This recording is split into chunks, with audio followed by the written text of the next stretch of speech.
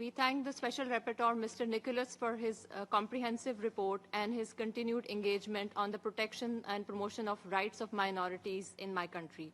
We share his views that the respect for diversity and protection of minorities are indispensable for achieving peace, justice, and inclusive development. Therefore, the United Nations should play its pivotal role in strengthening protection of rights of minorities in accordance with the provisions of human rights law. Madam Chair, Pakistan's commitment to the protection of minority rights is anchored in its constitution and the vision of its founding father, Quaid-e-Azam Muhammad Ali Jinnah, who upheld equality and freedom for religion for all citizens.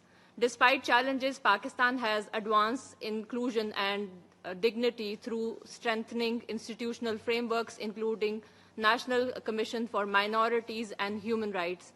Minorities participate in governance through reserved seats in parliament and local bodies. Welfare funds, scholarships, and restoration of worship sites support their empowerment, and while judicial and administrative mechanisms provide redress against any kind of discrimination.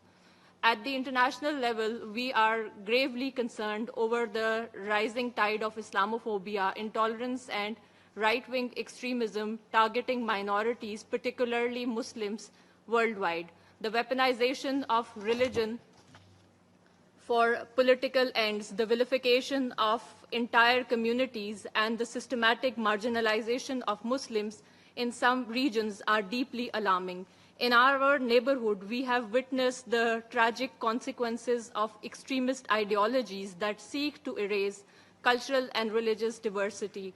Discriminatory citizenship laws, attacks on places of worship, disinformation campaigns, calls for genocide, and hateful political rhetoric against minorities have been embraced as the official state policy in India.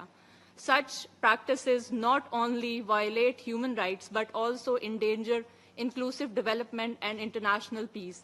The international community must act with solidarity and moral clarity to counter these dangerous trends, hold perpetrators accountable, and reaffirm that respect for diversity is a universal obligation and not a selective choice. I thank you.